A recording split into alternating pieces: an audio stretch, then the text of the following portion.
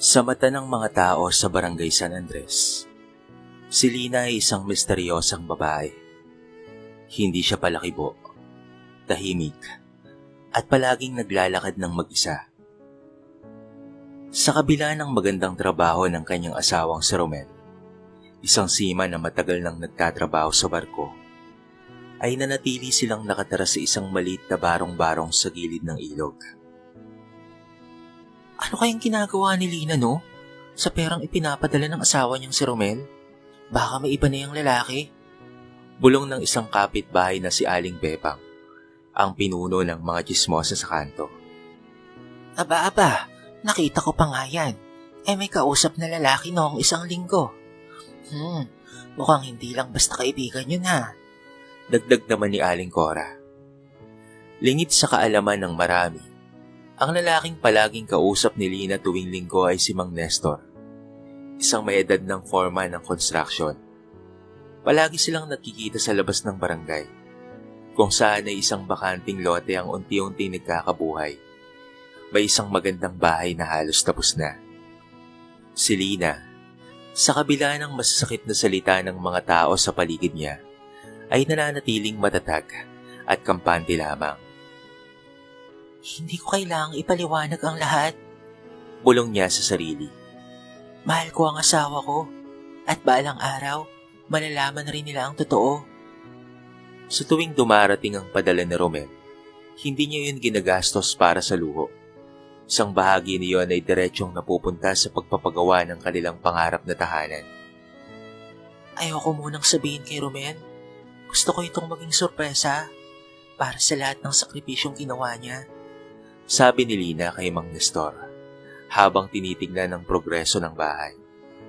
Ngunit hindi naging madali ang lahat. Maging kasi ang sariling pamilya ni Romel ay hindi naniniwala kay Lina. Ang kapatid nitong si Celia ay palaging merong duda. Hindi ko maintindihan kung bakit hanggang ngayon ay nasa barong-barong pa rin sila. Kung ako yan, dapat may aircon na ang bahay namin. Sumbat ni Celia sa ina nila. At unti-unting dumating ang sandaling pinakakinatatakutan ni Lina. Dumating ang araw na si Romel ay pinakiusapan ng sarili niyang pamilya na umuwi at tignan ang kalagayan ng asawa niya. Sinalubong si Romel ng mga kwento ng pagtataksil, kabit at kasinungalingan. Romel, huwag mong hayaang niloloko ka, paninira ni Aling Bebang. Lalaki ang madalas niyang kausap. Hindi mo ba alam yon? Baka merong ibang tinatago si Lina. Umukit sa puso ni Romel ang mga salita. Sa isip niya, imposible yun. Pero bakit nga ba walang pagbabago sa kanilang bahay kung regular naman siyang nagpapadala? Dahil sa mga tanong at duda, napuno ng pangamba ang isip ni Romel at doon niya napagdesisyonan. Kailangan ko siyang tanungin. At kung totoo ang lahat ng chismis, bakit ito na ang huli naming pagsasama? Matapos ang isang taon sa laot, sa wakas ay muli na namang nakatapak sa lupa si Romel. Bitbit ang isang maliit na maleta at pasalubong para kay Lina. Sabik siyang umuwi sa piling ng babaeng pinakamamahal niya. Ngunit paglapag pa lamang niya sa terminal, sinalubong na siya ng hindi inaasahang bisita, ang kanyang kapatid na si Celia.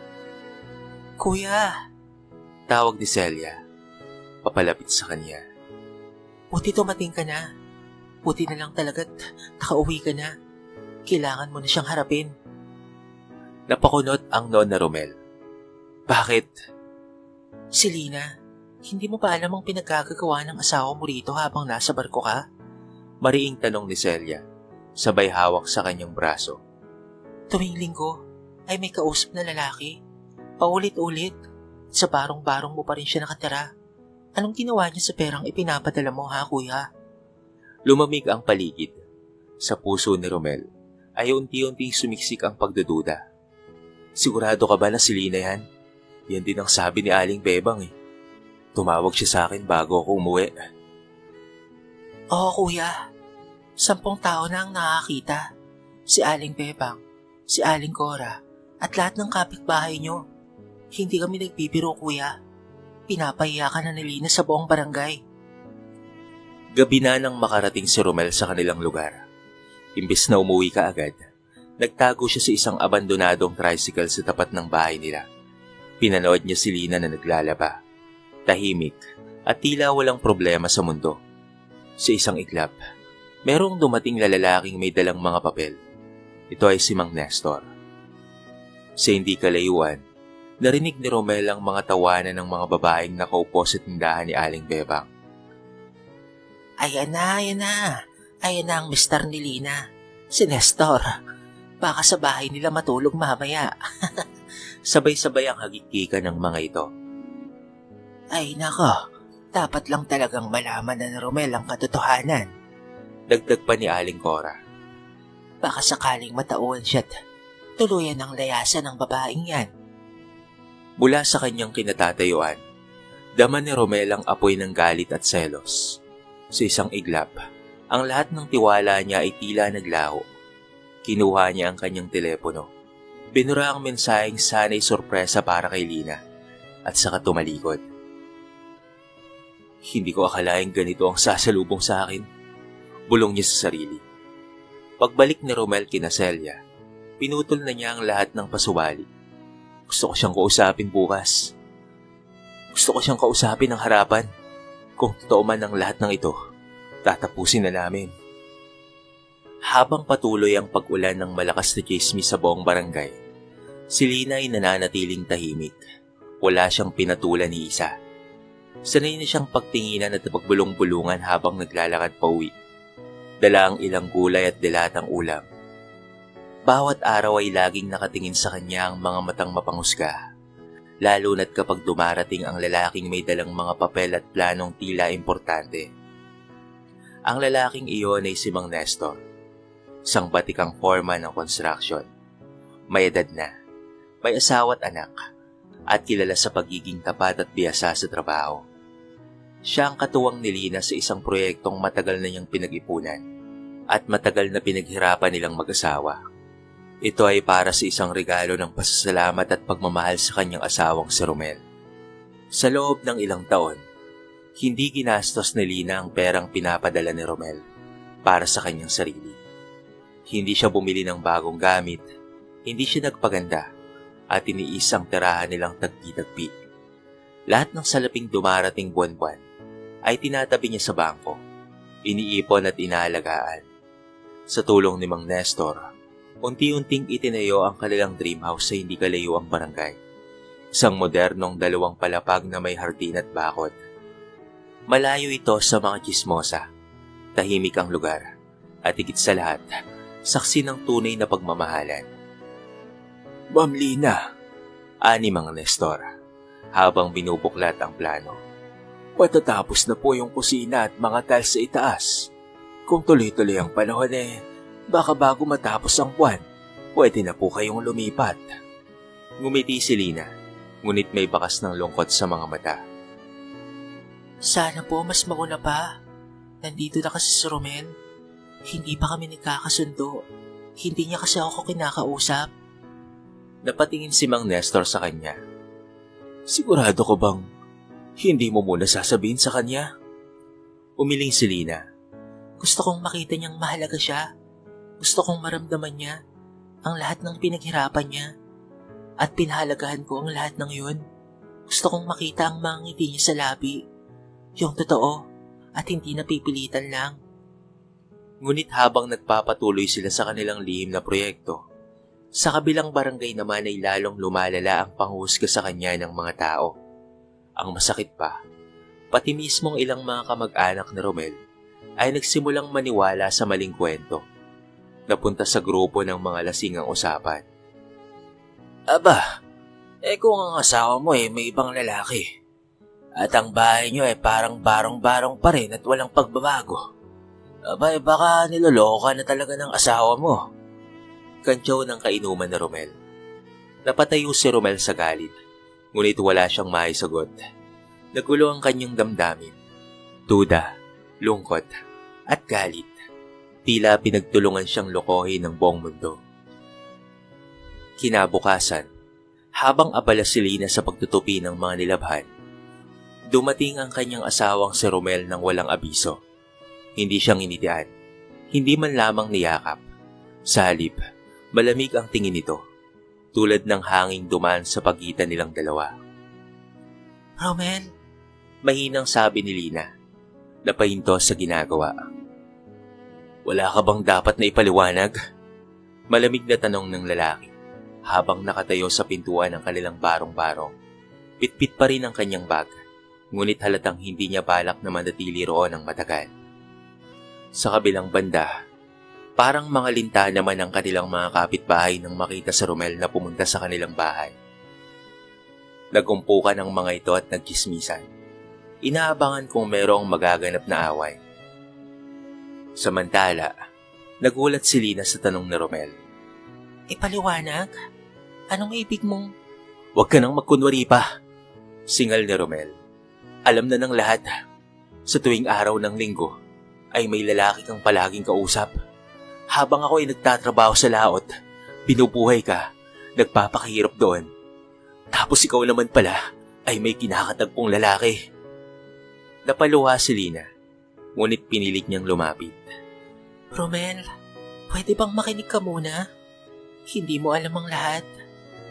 Ano pa bang kailangan kong malaman? Tumaas ang tono ni Romel. Ni maayos na bahay ay wala tayo. Nasaan ang mga perang pinapadala ko buwan-buwan? Hindi ka man lang bumili ng bagong gamit. Barong-barong pa rin ang bahay natin. Dahil iniipon ko ang lahat para sa isang bagay na mas mahalaga. Nanginginig ang tinig ni Lina. Ngunit wala nang pakialam sa Romel. Tinalikuran niya si Lina at sa init ng damdamin, lumabas siya sa kalye. Doon tila mga uwak na nag-aabang ng bangkay ang mga kapitbahay. Naghihintay ang mga chismosa. Parang tigang na tigang sa mga magaganap sa kanilang mag-asawa. Inaabangan ang kanilang pag-aaway. Ayan na. Umalis na si Romel. Siguradong iiwanan na siya. Bulong ni Aling Bebang habang kunwari nagwawalis. Nako, karma na yan. Karma na yan para kay Lina. 1 taon siyang usap-usapan dito sa lugar natin. Dagdag ni Cora. Buti nga iniwan na siya. Karma niya na yan. Sabi pa ng iba. Habang sila'y nagkikismisan, hindi nila napansin merong batang lalaki na naroon sa tindahan. Ito ay si Miko, estudyanteng palaging tinutulungan ni Lina sa proyekto. Tatahimik na nagre-record ng mga bulungan nila sa cellphone. Sa loob ng bahay, nanatiling tahimik si Lina. Umupo siya sa gilid ng papag. Hawak ang isang envelope na may kontrata ng bahay, resibo ng down payment, at larawan ng pinapatayong bahay. Pinagmasdan niya ito habang dumadaloy ang luha sa kanyang mga mata. Bakit ganito, Panginoon? Bulong niya. Ginawa ko ang lahat ng ito para sa kanya. Bakit mas pinapaniwalaan pa niya ang mga chismis kaysa sa akin? Sa likod ng kanyang katahimikan, unti-unti niyang naiisip ang isang bagay. Ito ay ang paghiganti. Ngunit ang paghiganti na hindi kailangang marahas. Mas masakit ang katotohanang ipinapahiya ang kasinungalingan. Matapos ang mainit na pagtatalo, hindi na nakatiis pa si Romel. Dala ang maliit na papel na iniabot sa kanya ng batang lalaki. Tinahak niya ang daan papunta sa nakasulat na address. Si Miko ang nag-abot ng maliit na papel sa kanya, kung saan nakasulat roon ang papunta sa bahay na ipinapagawa ng kanyang asawa na si Lina. Sa bawat hakbang, ramdam niya ang mabigat na dibdib. Tila may gumuguhit na kaba sa kanyang puso. Na baka nga siyang nagkamali. Pagdating niya sa lugar, nanlaki ang kanyang mga mata. Isang malawak na lote ang kanyang nasilayan.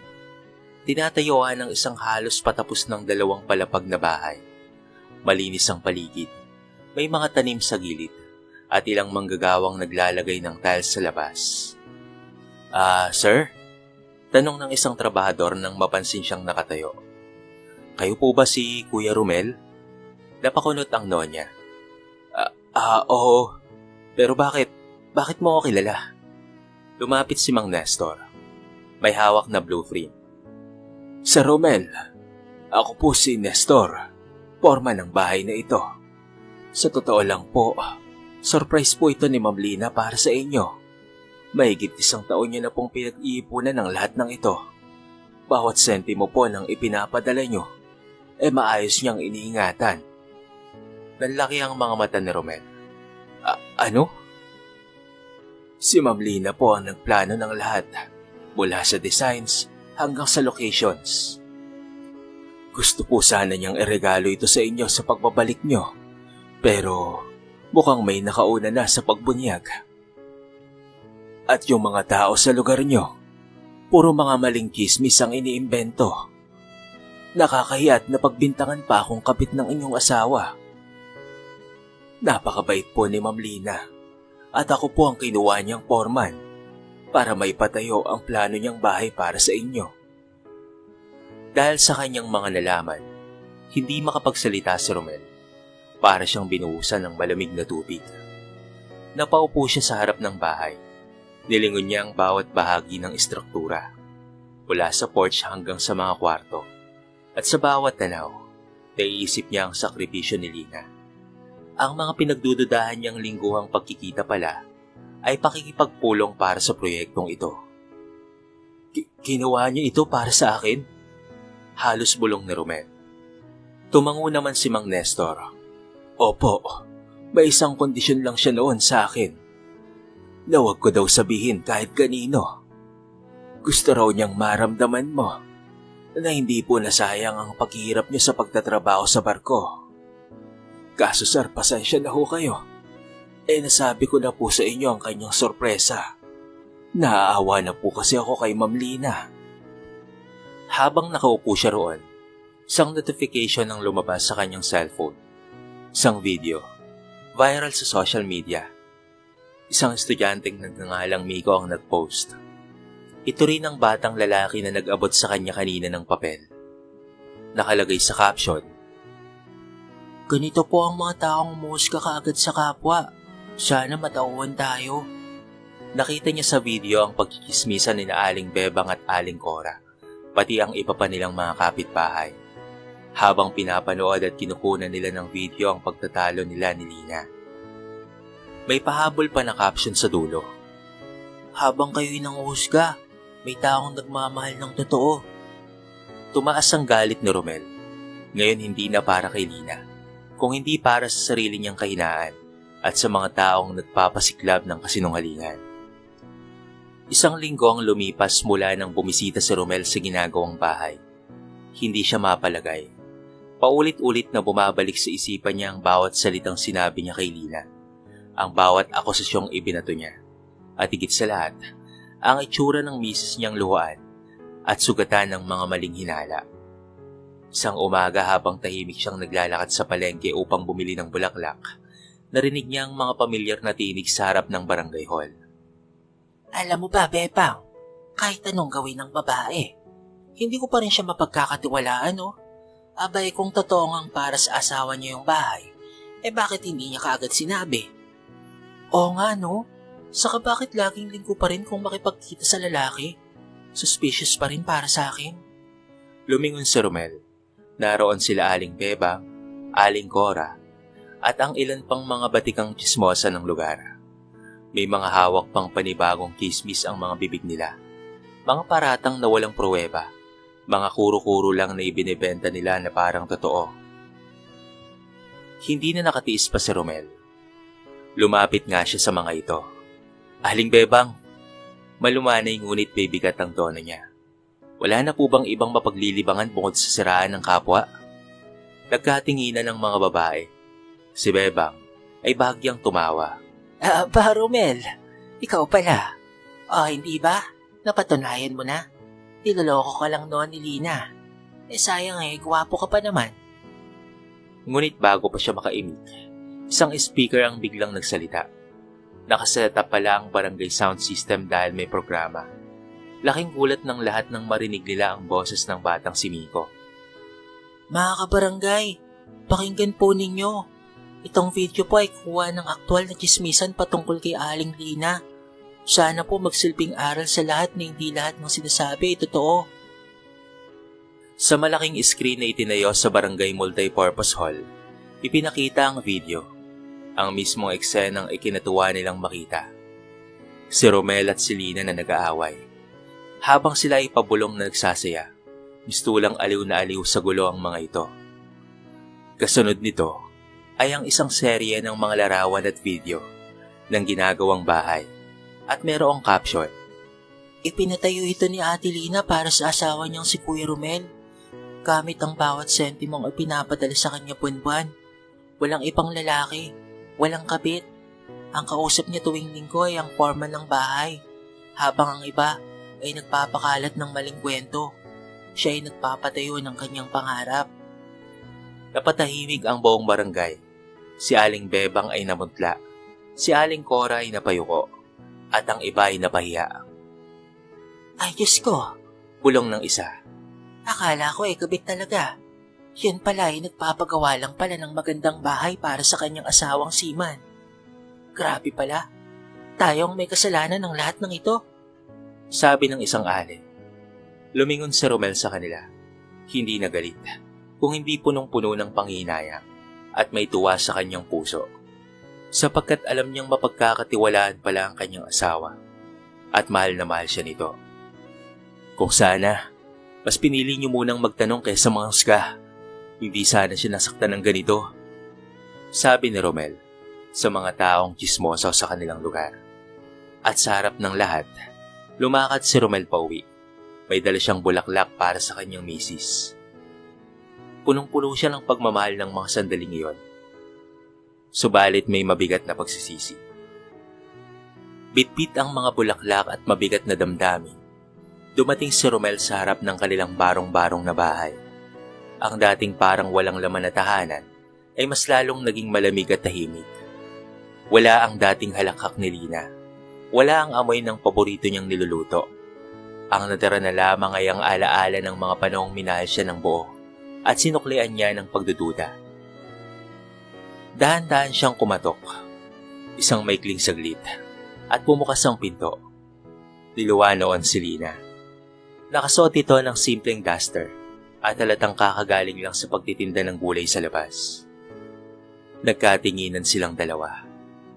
Romel, malamig ang tinig ni Lina. Ano pang ginagawa mo rito? Hindi kaagad siya nakasagot. Sa halip ay iniabot niya ang bulaklak. Para sa iyo ito, mahal. Ngunit hindi ito tinanggap ni Lina. Bulaklak? Pagkatapos ng lahat, iniwan mo akong pinagsisigawan sa kalsada. Pinagbintangan mong marumi at taksil. Pinagkismisan ng mga tao at hindi mo man lamang ako nagawang ipagtanggol. Tapos ngayon bulaklak? Oo, pasensya ka na. Nagsisisi ako. Alam kong hindi sapat. Sabay yuko ni Romel. Pero Lina, nalaman ko na ang totoo. Pinuntahan ko yung bahay. Kinausap ko si Mang Nestor. Alam ko na ang lahat. Namasa ang mga mata ni Lina. At ngayon, dahil nalaman mong wala akong kabit, ay babalik ka na? Ganun lang ba yon? Umiling si Romel. Hindi ako bumalik para agad mo akong tanggapin. Bumalik ako para simulan kong itama ang lahat ng pagkakamali ko. Hindi ko man kayang burahin ang sakit. Pero hayaan mo akong patunayan sa iyo araw-araw na pinagsisisihan ko ang lahat ng pagkakamali ko. At dapat sana ikaw lang ang pinaniwalaan ko. Tahimik si Lina. Napatingin sa mga kamay niyang may kalyo. Bunga ng buwan-buwang pagtitipid at sakripisyo para sa pangarap nila. Alam mo ba? Wika ni Lina sa mahinang tinig. Bawat linggo, kapag nakikipag-usap ako sa foreman na si Mang Nestor, iniisip ko kung gaano ka matutuwa pag nakita mo ang bahay na pinapatayo ko. Ang lahat ng iyon ay dahil sa pagsisikap mo. Hindi na sayang at hindi nawalan ng sisay. Habang tinitingnan ko ang bahay na tinatayo, yung ngiti mo ay nakikita ko rin. Kung paanong masasabi mong salamat, Lina. Salamat dahil pinahalagaan mo ang perang pinaghirapan ko. Pero hindi yun ang nangyari. Kabaliktaran ang narinig ko sa'yo. Dahil ang narinig ko lang ay malandi ka at taksil ka. Maraming luha ang pumatak sa sahig. Patawad sa mga nasabi kong yun. Mahinang wika ni Romel. Tahimik muli hanggang sa kinuha na ni Lina ang bulaklak at kanyang sinabi, Hindi kita kayang patawarin ngayon, Romel. Pero pwede mong simulan dito. Inilabas niya ang isang listahan, mga gastusin para sa bahay, mga dapat pang bayaran, mga bitin na gamit. Gusto mong bumawi? Samahan mo ako tuwing linggo sa site. Mag-usap tayo. Hindi dahil sa chismis, kung hindi dahil sa pangarap natin. Napangiti si Romel, bagamat may luha sa kanyang mga mata. Hindi pa siya lubos na tinatanggap, pero binigyan siya ng pagkakataon. At para sa isang nagkamali, yun ang isang regalo na higit pa sa kapatawaran. Isang napakaliwanag na linggo, at ang buong barangay ay tila nabuhayan ng kakaibang ingay. Usap-usapan sa kanto, sa tindahan, at maging sa loob ng simbahan ng malaking puting bahay sa dulo ng kalye. 3 palapag na ito. May balcony, landscape ang harap, at may gate na kinapitan ng pulang laso. Iyon ang bahay ni Lina at Romel. Naku, totoo pala. Sila pala talaga ang may-ari niyan. Hindi ako makapaniwala. Si Lina? Yung dating laging nasa palengke lang? Akala ko ay may kabit. Pero hindi naman pala. Fielder ng pangarap pala ang babaeng yun. Samantala ang mga chismosa, kabilang na sina Aling Bebang at Aling Cora, ay tahimik lamang sa tabi. Sa unang pagkakataon ay wala silang maibulong. Nasa harap sila ng gate, kasama ng buong barangay, at imbitado sa house blessing. Lumabas si Lina mula sa loob, nakasuot ng simpleng puting bestida. Sa likod niya ay si Romel, suot ang malinis na polo at may hawak na maliit na bouquet ng bulaklak na ipinamimigay bilang simbolo ng kapayapaan. Mga kapitbahay, malumanay na wika ni Lina sa mikropono. Maraming salamat sa pagdalo. Ang bahay na ito ay hindi lang bunga ng pera. Ito ay bunga ng pananampalataya, pagtitiis, at pagpapatawad. Tumango si Romel, at pagkatapos ay siya naman ang nagsalita. Sa mga oras na akala natin alam na natin ang totoo, mas makakabuting manahimik kaysa manghusga. Ako mismo ang naging biktima ng sariling pagdududa. At dahil doon, muntikan ko nang mawala ang babaeng mas mahalaga pa kaysa sa bahay na ito. Nagkatinginan ng mga tao. Ang ilan ay napayuko. Ang iba naman ay nanlumo. Si Aling Bebang, sa kauna-unahang pagkakataon ay umakbang papalapit. May dala siyang puting sobre. Lina, mahina niyang wika. Patawad. Alam kong wala kaming karapatang magsalita ng kahit na ano. Naniwala kami sa kwento kaysa sa katotohanan. Narito, kaunting abak para sa pagpapakabit ng ilaw sa barangay hall bilang simbolo ng sanay wala nang madilim na kwento sa ating lugar. Ito ay isang sobre na may lamang pera ang iniabot ni Aling Bebang. Ang baga ng mga chismosa sa kanilang lugar. Simbolo ng kanilang pagsisisi. At simbolo ng kapayapaan. Perang iniabot nila kay Lina para i-donate sa barangay, pambili ng mga ilaw.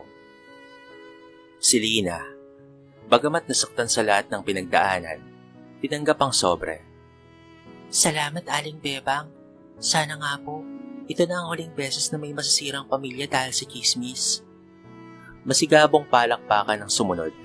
Pagkatapos ng panalangin at paspas, isa-isang pumasok ang mga tao sa loob ng bahay. Namangha sila sa bawat sulok ng bahay. May modernong kusina, mga larawan ng mag-asawa sa pader, at isang sulat na nakaprame sa sala. Mahal kong Romel, habang nagtitiis ako sa init, putik, at pati na rin sa gutom, iniisip ko lang lagi, darating ang araw na masasabi mong sulit ang lahat ng pinaghirapan mo. Para sa iyo ang bahay na ito, hindi dahil gusto kong ipagmalaki ito, kung hindi dahil gusto kong may tahanan tayong babalikan.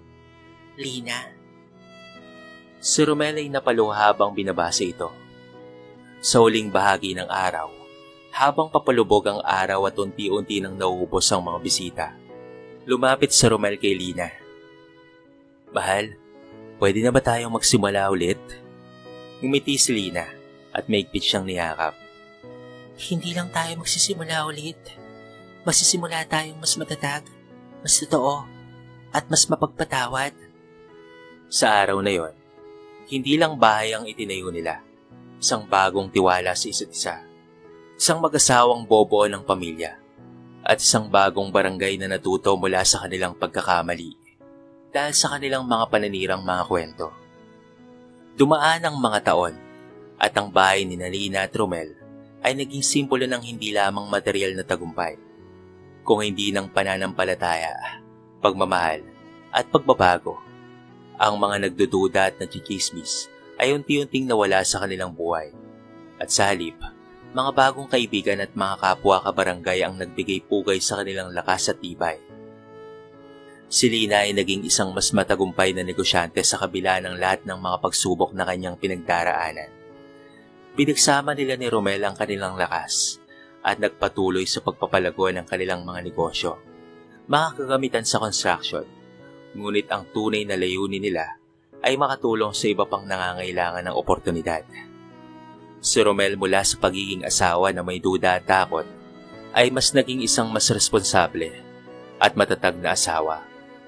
Sa bawat linggong dumaraan, hindi niya na inaalintana ang mga simpleng mga bagay. Ang importante ang magkasama sila ni Lina at nakapagbibigay sila ng pag-asa sa mga tao. Sa mga tsismosa at tsismosa sa kanilang barangay, napatunayan na ni Lina at Romel na hindi lahat ng kwento ay totoo at ang pinakamahalaga sa lahat ay ang tiwala at pagkakaroon ng malinis na konsensya at higit pa sa anumang bagay na maaaring ipamalita ng iba. Sa bahay nila, na naging tahanan hindi lang ng pisikal na kaligayahan kundi pati na rin ng mga pangarap, ay nagsilbing paalala sa lahat ng mga tao sa barangay na kahit anong hirap at pagsubok, sa huli ang mga taong nagmamahalan at nagtutulungan pa rin ang may kakayahang magtagumpay. Sa paglipas nga ng mga panahong iyon, ay nagkaroon sila ng 3 mga anak. At sa bawat araw na dumaraan, hindi lamang mga material na bagay ang ipinapamana ni Romel at Lina sa kanilang mga anak. Bagkus isang mas mahalagang aral. Ang pagbuo ng isang pamilya ay hindi nakabase sa kung anong posisyon sa buhay o kung anong narinig ng chismis. Ito'y nakabase sa tunay na pagmamahal, sakripisyo at pagkakaroon ng malasakit sa isa't isa. At sa uli, ang isang magandang buhay ay hindi nasusukat sa laki ng bahay, kung hindi sa kaligayahan at pagkakaisa ng mga tao sa loob nito. Dito na po nagtatapos ang ating maiksing kwento sa araw na ito. Sana po ay nagustuhan nyo. Kayo mga kabarangay, anong masasabi nyo sa ating kwento? I-comment nyo naman sa baba ang inyong mga reaksyon at babasahin natin ang lahat ng yan. I-comment nyo na rin kung taga saan kayo para naman malaman ko kung hanggang saan nakaabot ang video na ito. Kung bago ka pa lamang sa ating channel, baka naman pwedeng pakihit ang subscribe button at bell notification button para palagi kang updated sa mga bago nating upload na katulad nito. So paano mga kabarangay? Hanggang sa muli, thank you so much and peace out!